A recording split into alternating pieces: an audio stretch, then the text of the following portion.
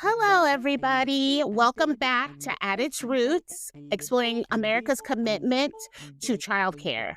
I'm your host, Tessie Reagan, and you're listening to part 2 of our episode, Split Roots. If you haven't heard part 1 yet, I encourage you to pause and go listen. But if you're ready to keep digging, let's jump in. We are going to be jumping in with our guest panelist, Dan Berman. I'm so excited. So I'm going to let him introduce himself. Thank you for having me, Tessie. It's very exciting to be part of this opportunity. My name is Dan. I have been in early childhood for about 20 years now.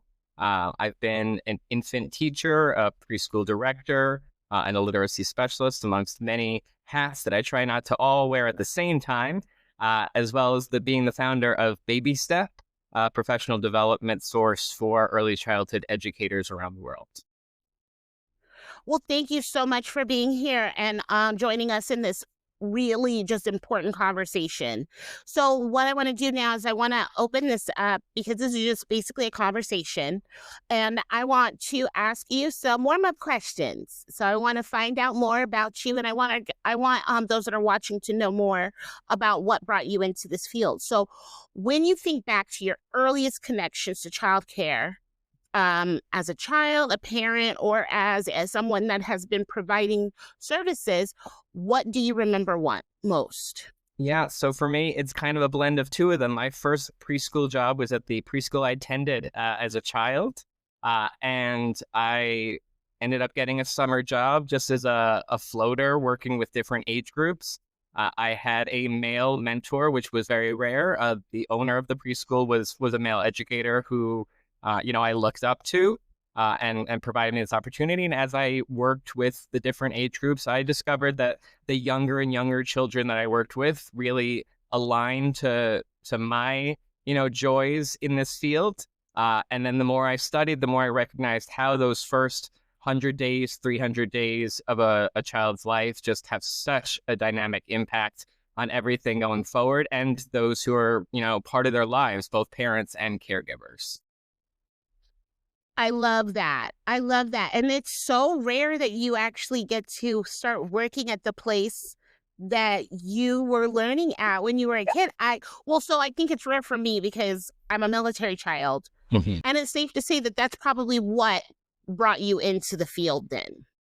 I'd say it was, but really what kept me in the field. So I had lost my father when I was really young. So I ended up raising my younger sister is 7 years younger for a number of years. While my mom worked full time, we didn't have access to after school and all of that kind of stuff. So that kind of nurturing aspect is something that I both feel like I was born with. Both my mom and my sister are workers in the help caregiver field, and so I think some of that just came naturally. And then I've just been lucky to have opportunities where I've been given the space to kind of work with children, in different capacities, whether it be teaching infant massage, whether it be working with new fathers, whether it be supporting, educators in both childcare and family childcare. So for me, just kind of that ability to both care and help educators, young children, and parents. This is a field that really allows for so much of that if, you can get out from the systemic issues of affordability and time and access for so many. That's very true. A lot of those systemic issues do cause problems within the field and with people trying to understand it that are outside the field. I think one of the biggest things that I've come across in the career is parents and legislators who assume that all of the money that we're getting from the parents and from the grants and stuff is pure profit. Yeah.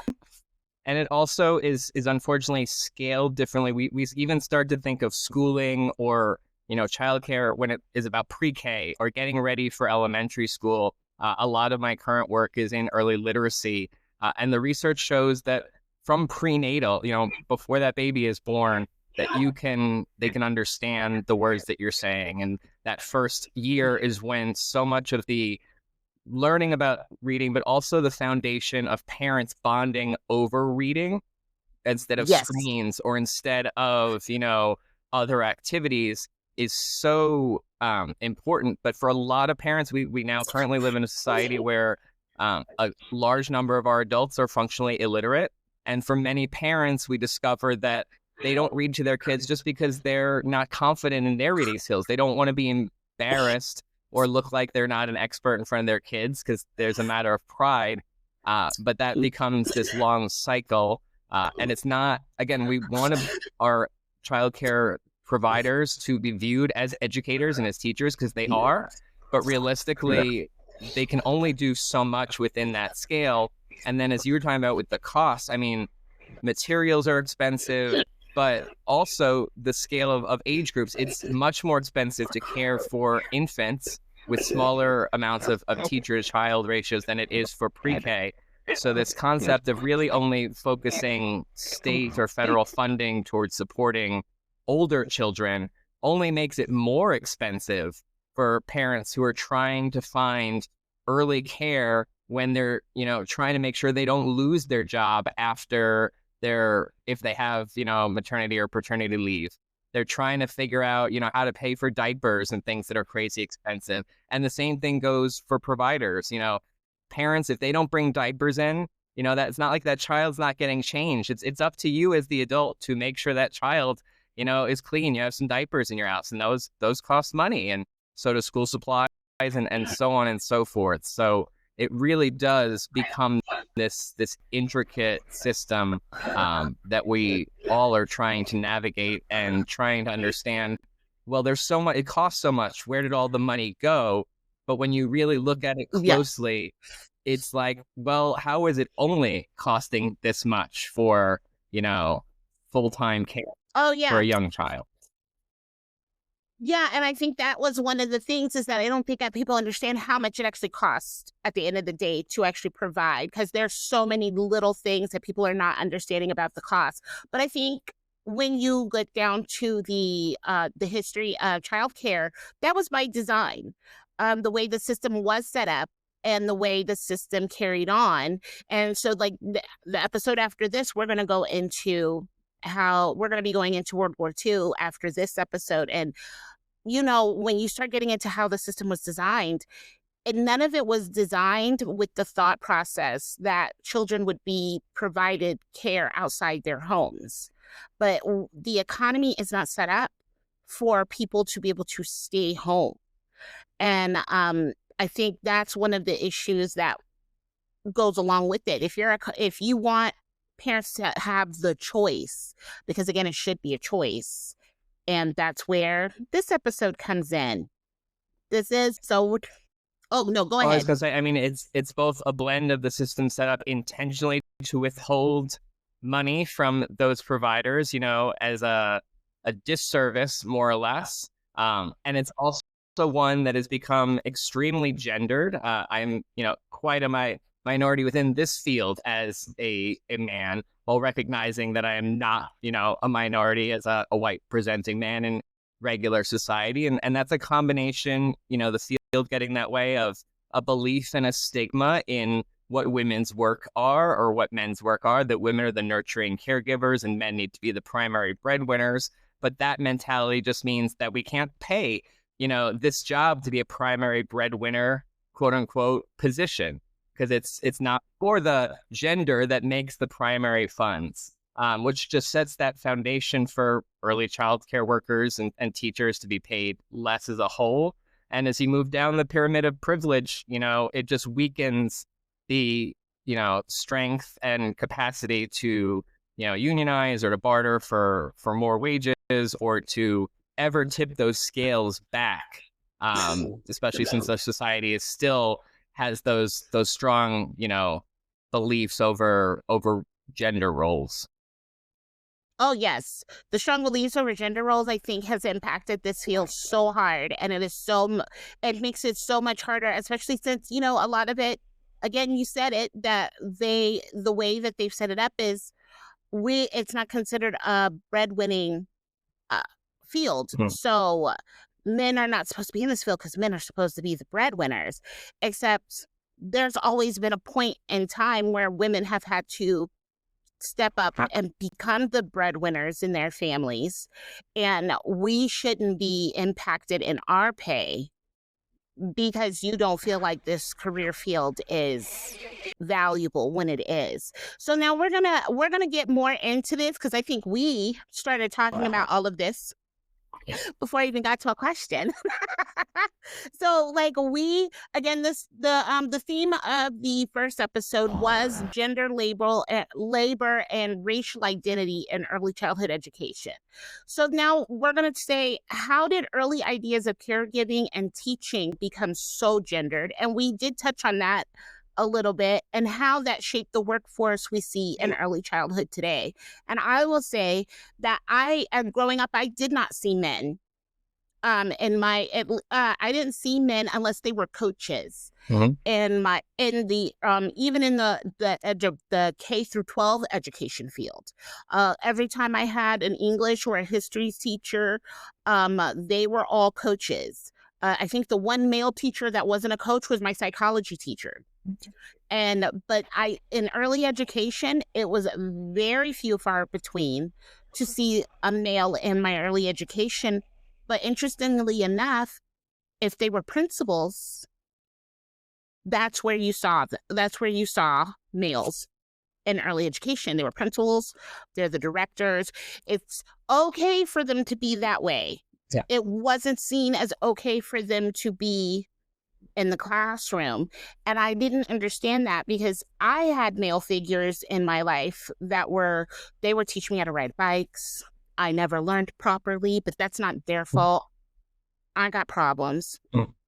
And then, but they were teaching me to ride bikes. They made me tough. I was outside trying to play football in a yellow tulip dress and matching shorts and climbing trees and trying to beat up boys. But this was because I joined the military, but this was because I had men in my life Mhm. that didn't make me feel like me being a girl should stop me from doing anything. And me being a tomboy / frilly girl really wasn't supposed to stop me doing anything. I can do whatever I want. Yes, And as it should be. yes. And I feel like that's what and I feel like that having those positive experiences with male figures in my life has shown me how important it is for early education to have men in the classroom, men in the field. We Sure. need men in this field. They bring something that we as women can bring something to the field, and men bring something to the field. And I think, yeah, I had mom and a grandma and all of those women that I looked up to that were strong and everything. But then when you have outside voices telling you that girls aren't allowed to play football, girls aren't allowed to do this, and I have a positive male role figure telling me, you don't need to listen to them, you do whatever you want, Mhm. that's going to take precedence over the negative voices telling me that I can't. And I think that's what's missing. Yeah, and I mean, I love hearing you say that. I mean, I'm a huge advocate of the benefits of having males in early childhood, again, because of that ability to model different, good behaviors from a gender, though they don't have to be, siloed. It doesn't, just because you're a man, you don't have to teach the tough things and do the rough and tumble play. Just because you're female doesn't mean you have to be the nurturer. And that's part of what we need to, get out of our heads in this societal, expectation of what gender roles should be, because that creates some of the stigma for, some men that I knew, that started in the field.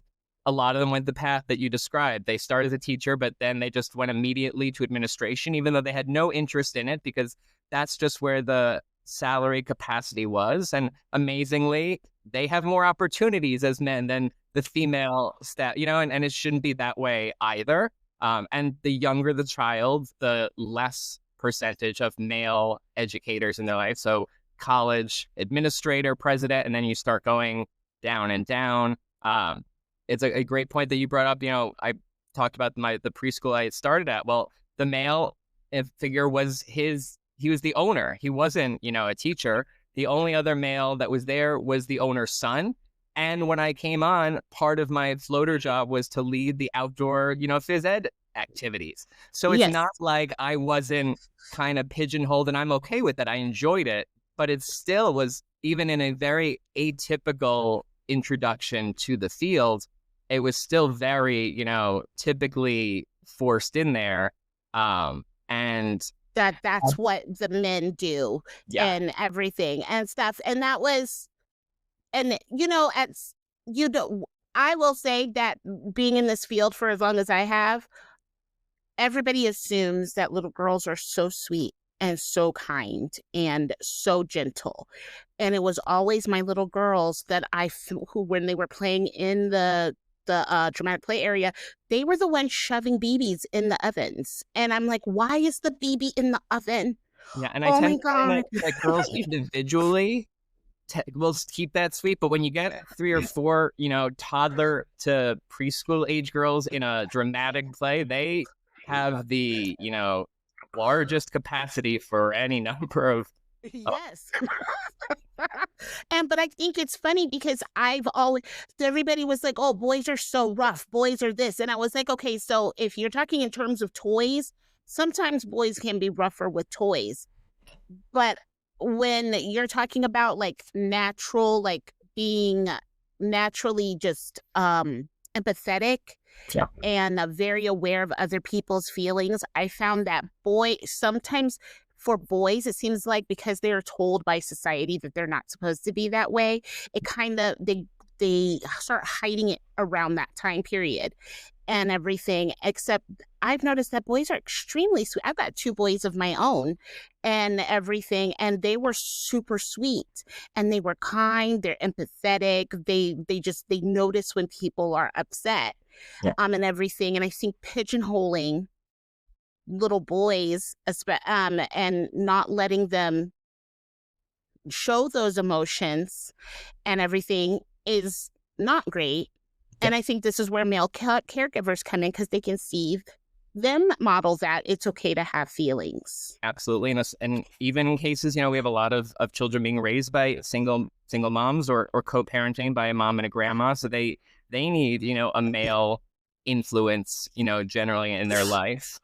Just quickly before we wrap this question with a little, anecdote. So I was running a school and I had a boy, we'll call him Tank, which is what the parents called him.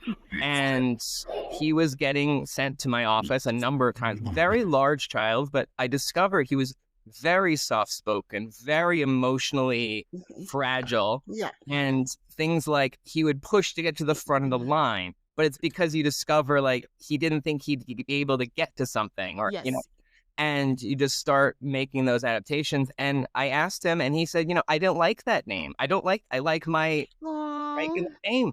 And again, it's just something where because of his physical size, it was a cute nickname, but it became his identity by the time he was 4, an identity that he had no desire really to be in, but it's the only way he found he was getting attention or was expected, to be. And he leaned into it. And so for a lot of us, again, taking a male nurturing figure or a female, more rough and tumble figure, a female rough and tumble teacher probably would notice that's not this child doesn't match me. This is just the name doesn't match. But when you get a very traditional, female older teacher who just thinks like everybody fits in their little boxes, or Yes. or a male, it doesn't have to be gendered. It tends to be a lot of what we grew up being told to expect or being told is the case in stereotypes or in, quick biases.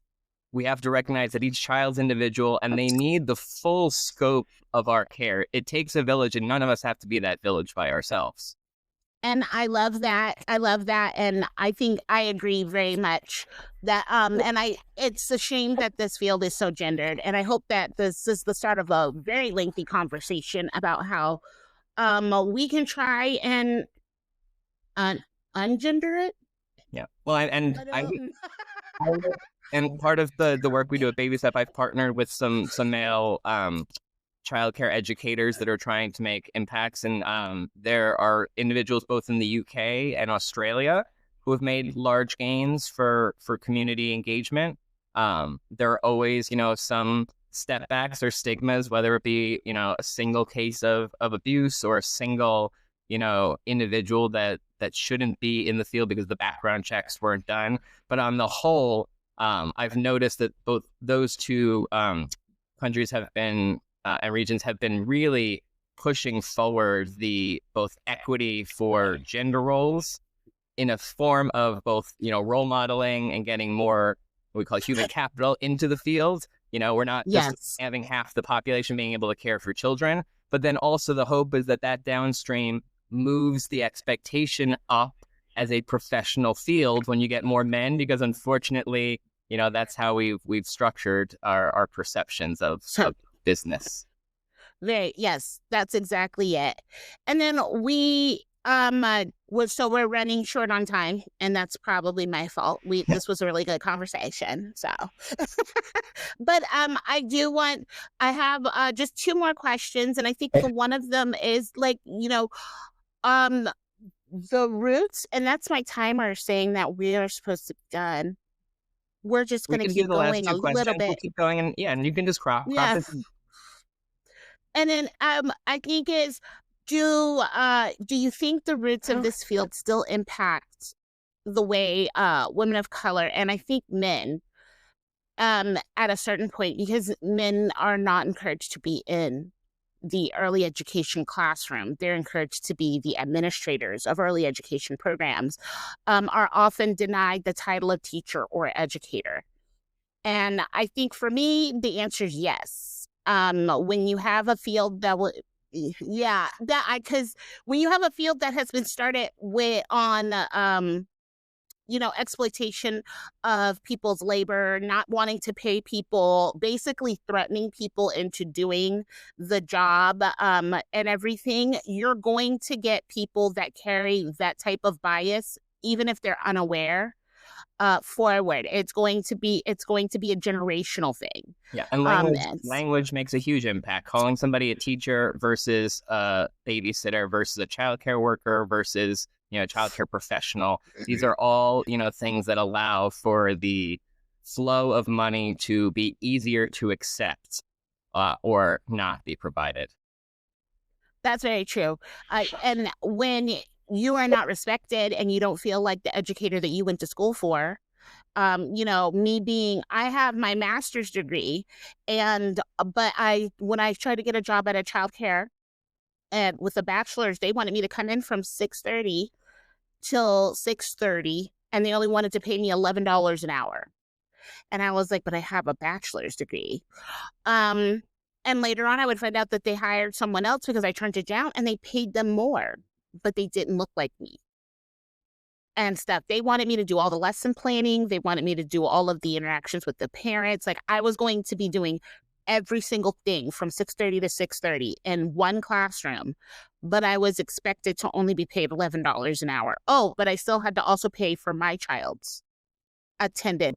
And I'm glad you didn't end up there, but I'm also glad that you were able to find other opportunities. Because unfortunately, that isn't a lot of people have to take what they're given, or they feel like they have to take what they're given. That's what they deserve, and that's not the case at all. No, and I think some of that also comes from the way that this country has made it taboo to ask others about what they're being paid. Sure. And because when you can't find out what the standard is, you don't know that you are being taken advantage of. Yeah, and that's a great. I And mean, that's exploitation based on race and gender, but there's also exploitation based on those with the wealth and those who are the workers, and that's been systemic in so many fields in the history of this country. But it's always the people of color, and then the women of color who again take the biggest brunt of the disrespect and disconnect between where it should be and where it is. Yes. And I think that's probably the most insulting of some of the things that are happening currently. I refuse to say DEI only because people are being purposely obtuse Yeah. about what it is. It's diversity, equity, and inclusion. And when they're saying that you are a DEI hire, it's very much, well, yes, it's very coded. And I know I deserve my positions. I know I deserve all of my titles, but someone not being able to explain why they think that my education and my experience doesn't count simply because I'm a Black person in that field is very aggravating, very aggy. I get very So I know, and DEI has gotten popularized and villainized. I like the term Jedi B, which is justice, equity, diversity, inclusion, and belonging. Because to me, you can't have equity without justice. It lays that foundation because again, we live in an unjust system right now. Without trying to fix some of the systemic issues, we can't really get to equitable opportunities. Belonging, trying to make sure that now we're not only inclusive, but that we're making people feel welcome once they're, included. It doesn't, if we're hiring one male teacher for every school, it doesn't matter who the man is or what their background is, but we're going to pay them higher. So we get one man in every school. That does nobody any good either, even if that one man is great. And even if that one man makes a difference on the lives of those children, it just, again, perpetuates this unequitable system. right. And I think it's not helpful when people that's basically how they view DEI policy, diversity, equity, and inclusion policies and affirmative action. When statistically, Black women and women of color that are in the field did not actually benefit from affirmative action as much as people were trying to put out that we did. We did not.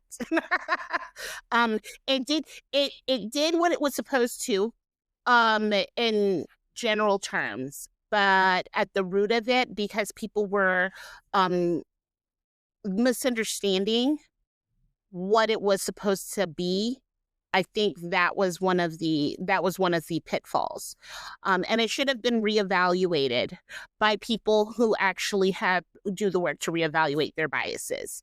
So now, this also leads us into our question because not being called a teacher is an equitable issue.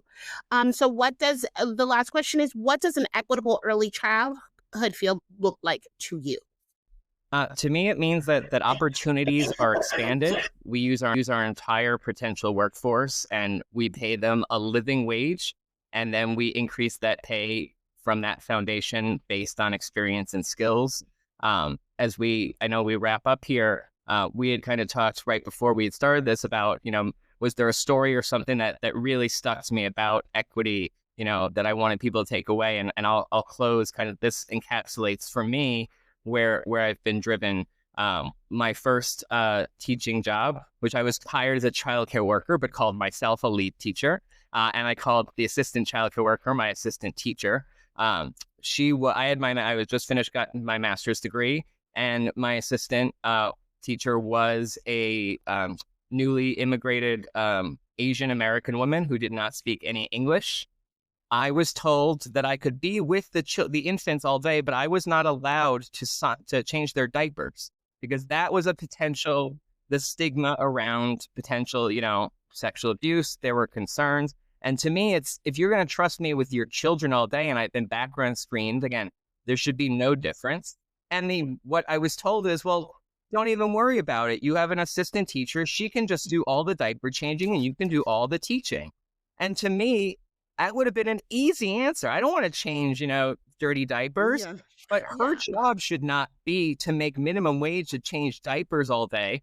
Diaper changing is also a great opportunity to bond with children because it's a direct one-on-one opportunity.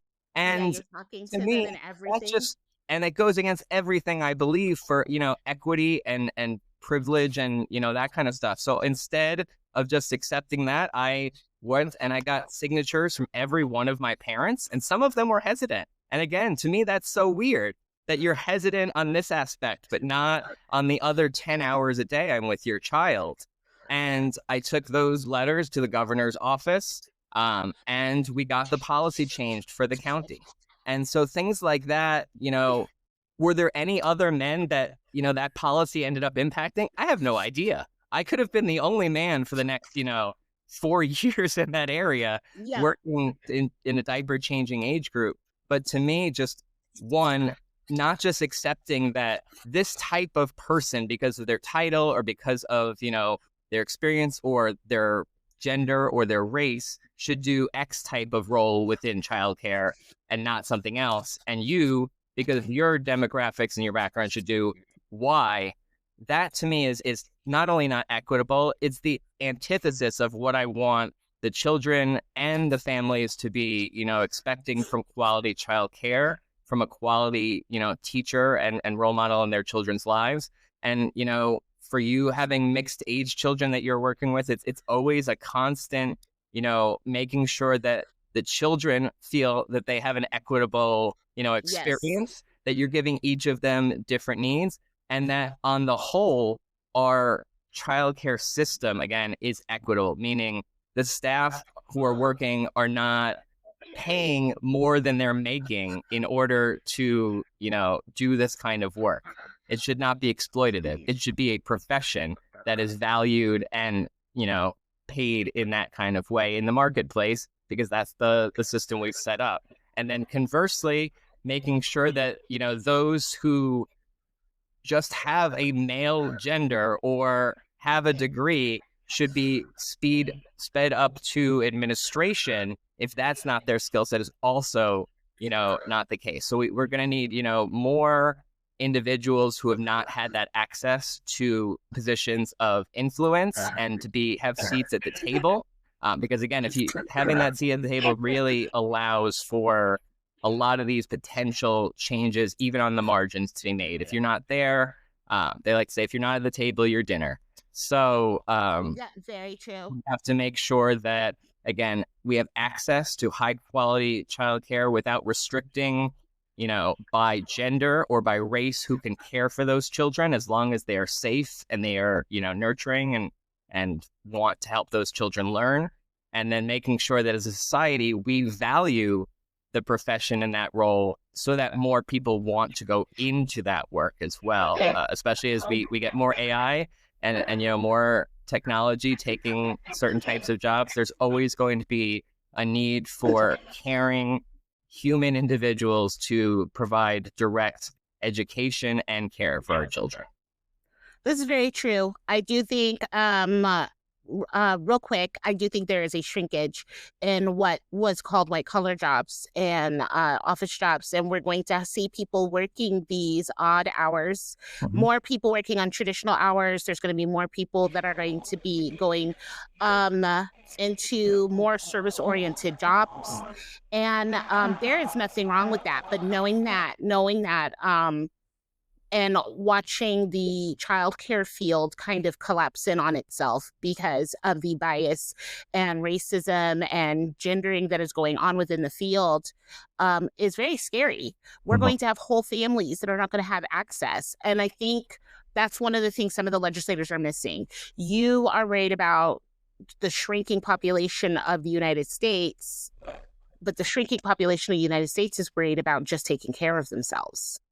And if we have a shrinking population, we need to make sure that we are caring for those lesser number of individuals so that they are raised in a healthy environment where they want to grow up and produce, more children who, are caring and empathetic and able to contribute to society.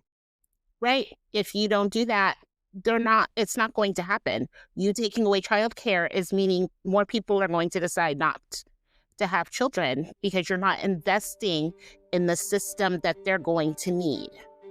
Well, I want to say thank you to Dan for sharing your truth and experience. If we want a stronger future for childcare, we have to understand that what's underneath. Follow Added Truths for more stories and real solutions, and join us next time as we dig into how wartime policies and exclusion shape the field. I'm Tessie Reagan. Keep thinking about childcare at its roots.